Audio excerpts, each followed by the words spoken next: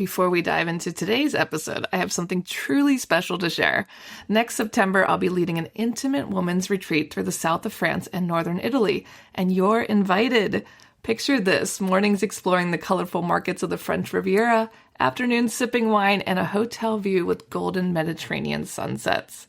Whether you love photography, food, or just want to reconnect with your playful creative self, this trip is designed for you.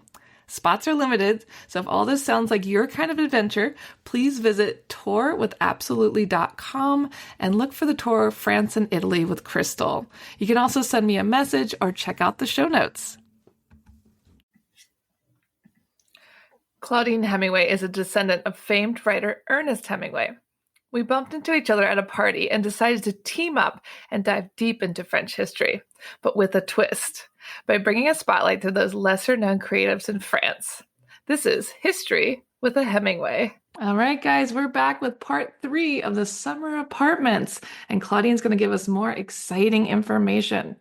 So this is a room that is kind of was part of her apartments, kind of not part of her apartments, but it is of all the rooms, it was kind of the one that I was the most excited to finally get back into when it reopened in the summer of 2024, because the ceiling this is the room that's known as the Salle des Empereurs, so the Hall of the Emperors. It's gone through many names. All of these rooms have gone through many names over time. And we're going to talk about more about that next week, about what these rooms have been used for between the 17th century and today. But this one I really love. The ceiling has, this is a very long room. It is bigger than any of the individual rooms of her apartments. And for a short period of time, this was used as like a chapel, and it was actually split up into 3 other rooms. But the ceiling is immense, and it is the Assembly of the Gods. It's by the artist Louis Matteau, and this was done in 1868. So this was done under Napoleon III. But the painting is really long and has, I think it's 39 characters I've counted in it. It is depicting the assembly of the gods. So it's at Mount Olympus. As Zeus has assembled the gods at the Greco-Roman pantheon. You have ones, of course, like Minerva and Apollo and Bacchus, Venus, Cupid, and Ceres. Heroes and characters of Greek mythology: Prometheus, Hercules, Marcian, Pandora, Orpheus, and the Bacchantes. And then 2 of the muses, Melpomene, and which means tragic, like stage, and then Talia, which is comedy. They never have Kira, the greatest of all muses from Xanadu, but that's something I guess they'll never have. But then you have also allegories. So you have an allegory of Rome, imperial France, justice and victory, and then finally the illustrious Greek, Latin, and Italian men. You have Homer, Pindar, Virgil, Dante, Raphael, Leonardo da Vinci, and Michelangelo. There's a lot going on in this room. There's a lot, and there's even more, and I could take you through each and every little tiny thing. So starting on the left side, so definitely go check out pictures of this on my website, claudiehemingway.com. But on the left side is a paladin, and they are a soldier. And it's escorting and leaning. There's justice and victory is coming in. The empire is represented under the idealized features of Empress Eugenie. So it's a woman that's dressed in a coat dotted with bees. She welcomes a place held by the imperial Rome, whose helmet is adorned with the nursing Romulus and Remus that I mentioned last week. That's always there when you talk about Rome. Behind her, a first group of riders can be seen. You have Virgil, Pindar pinching his lyre, a harp. You also have Platus, who brandishes the comedy mask, and the bucolic poets wait for the spring inspiration, holding a bunch of flowers. Ceres, which is a symbol of summer and the maturity of the Renaissance. You have Dante with the Archangel Gabriel in a funny little triangle with a human cluster that we recognize the artists, Michelangelo, Leonardo, and Raphael, which I now have made a note to. We should talk about how many times you could find those three on the ceilings in the Louvre. It's multiple times together. Then, in the opposition of the imperial justice, the intolerance of the gods, Olympus appears. They're jealous of humanity and they punish the bold who try to compete with divinity. Apollo repels Marsyas. Again, these, if you remember some of these names from when we've talked about the ceilings of the apartments, this kind of, even though it's done 200 years later, this ceiling is kind of tying in all the pieces from the other rooms, which is pretty cool. Yeah, I love that we've reached the pinnacle. It's all connected. It's all a callback. But Marcia's is, I think, the coolest of the whole thing. If you look in the very center bottom of it, he's kind of like on his back, like flailing in the air, and there's like this huge like leopard skin blanket, and he's kind of falling down. And then also you have the Bacchic group of Autumn and Dionysus, which is like Bacchus, and Aragon, which is also a goddess of the harvest. Then you have Prometheus, who was delivered by the Gaelic Hercules. And we also talked about this in the Rotund, where Hercules and Prometheus is the one who creates the first human. You have Orpheus with Psyche, and we love Psyche, and Pandora. She's holding a little box because of Pandora's box, and invokes the various myths of humanity. It's such an amazing painting, again, done in the 19th century under Napoleon III. So when you see the emperors in here, we're going to see 5 different emperors specifically. On the east door, we have another of the kind of agate cameo by Bionnery, which is the allegory of the French Empire, or the Imperial France. It depicts a woman dressed in a short Gaelic tunic. She's crowned with laurels, sitting under an oak tree with a lyre. She wears the insignia of the French Empire, and she's holding a sword, a globe, and a coat lined with ermine fur. At her feet lies on the cushion, which is placed the crown of Napoleon III, and the so-called crown of Charlemagne, that was also the one that Napoleon had created for him for his coronation, and the scepter of Charles V, which is the scepter with Charlemagne on it, which also lives in the Louvre. The allegory is seated, and on her right knee is folded and rests with her arm on a shield, adorned with a Christian cross. On the left, a little genie brings palm leaves and bay sprigs, the symbol of victory. And in the background, you could also recognize the Arc de Triomphe de Carousel, which is pretty cool. On either side of it, on the left side, as you're looking at it, there's an allegory that represents Charlemagne, the first emperor of France, and then on the right, Napoleon the First. And there's also a Arc de Triomphe, the big one, on next to him. On the west side, you have the Roman Empire, of course. She is Imperial Rome, and it's a woman, and she's sitting there with her right hand. She holds victory. On the left, a child embodies the Tiber River, lying in front of the Mount Capatian.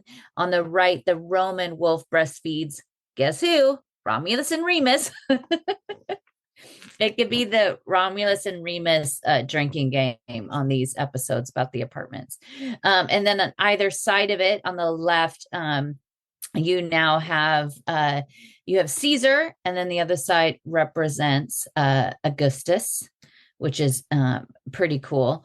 But then there's some medallions, and the medallions go kind of, when you see, like when I said on the left was Charlemagne and on the right was Napoleon. So if you look at the allegory on the east wall of Charlemagne, and then you look to the side, there's 2 medallions, and those medallions are the coronation of Charlemagne is the first one, and then next to that is Charlemagne victorious over the Saracens.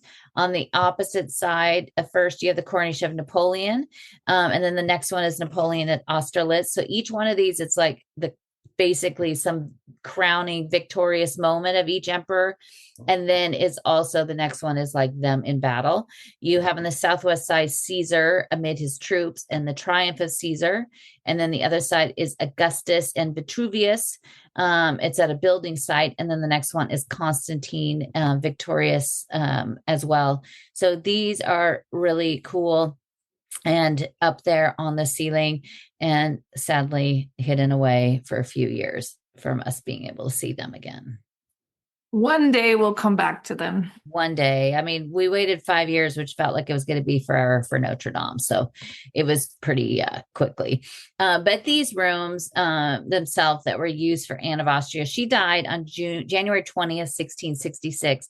And Louis XIV, her son, who was very devoted to her and wanted to have these rooms for her, left Paris in 1678, allowing the academies and the artists to move into the Louvre. He gave his apartments to the Academy of Science, but he wouldn't let anyone move into his mother's rooms. The Queen's courtyard was taken over by Francois Girardin and displayed sculptures in the small garden. And in 1692, the Royal Academy of Paintings and Sculptures moved into these rooms of the three of Anne of Austria. So a few years after Louis XIV, but starting at the Rotunda, and 20 years later in 1712, they took over the Bibliothèque of the King. Now, the Royal Academy of Paintings and Sculpture were set up under Louis XIV. And when that was dissolved with the revolution, then it became it just was dedicated to the artists. And so instead of it being like you were chosen by the king, now it was like an advisory committee. But in 1712, the artist Watteau, he arrived to present himself to be received by the Royal Academy, and the artists Coypel and Barrios appointed him to watch Watteau. So the artists at the time to get into the academy were supposed to create their reception piece. So whether it was a painting or a sculpture, they were supposed to do it there in these exact rooms so they could actually watch them and judge them.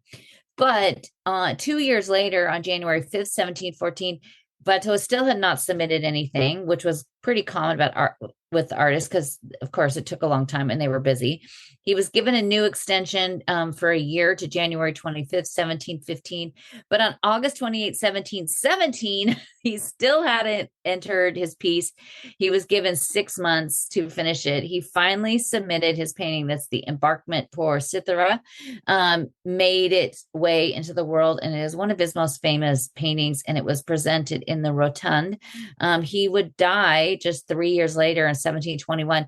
And that painting is in the Louvre. And so it was painted in the Louvre, and it now has stayed in the Louvre, which is pretty amazing. We are very happy about that. Keep it. Keep it. Yes. It's kind of neat. There's so many. We'll do one someday about all of the artists that lived in the Louvre, but it's another thing I've been researching for the least of last year, and it's so difficult to find information of. I have found a kind of a map of the area and which artists were in which rooms, and it's I can't even, like, it's so tiny, you can't read it and you can't enhance it and you can't make it bigger.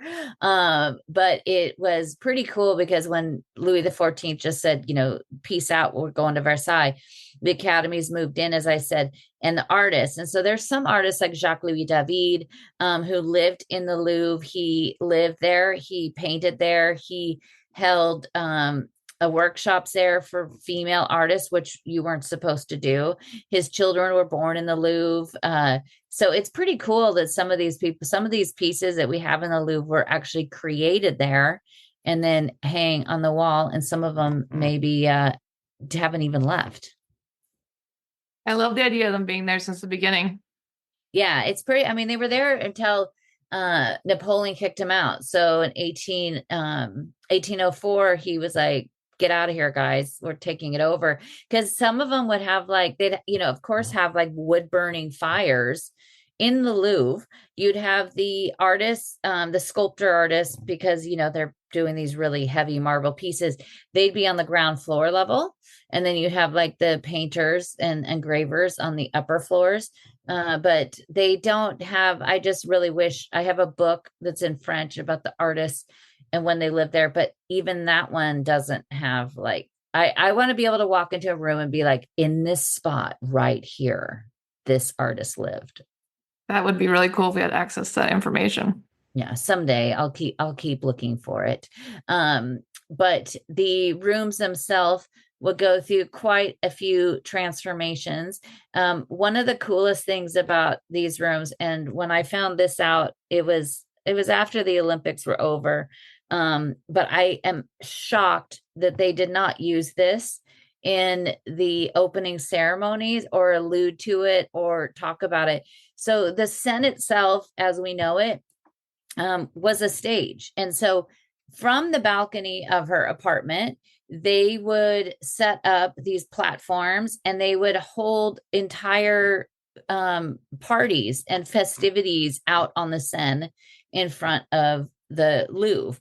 And they would have this from the balcony. They would sit there, they'd watch like boatmen dressed in white and jousting on the Seine.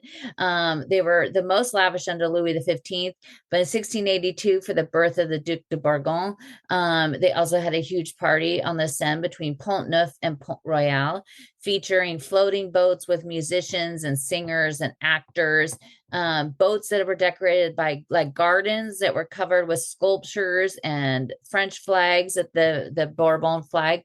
In 1682, with the Louis XIV for his brother, Monsieur, the balconies are extended and they were covered with mirrors.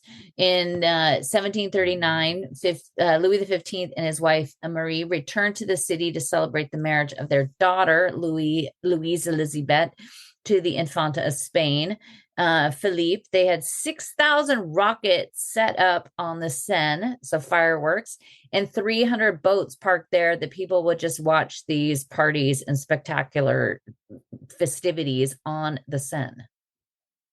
That sounds like a dream.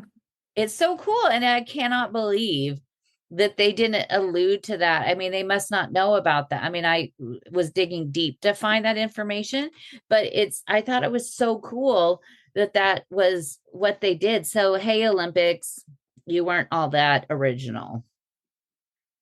Yeah, you're not the original of the Seine, that fun. No, they didn't do the original party.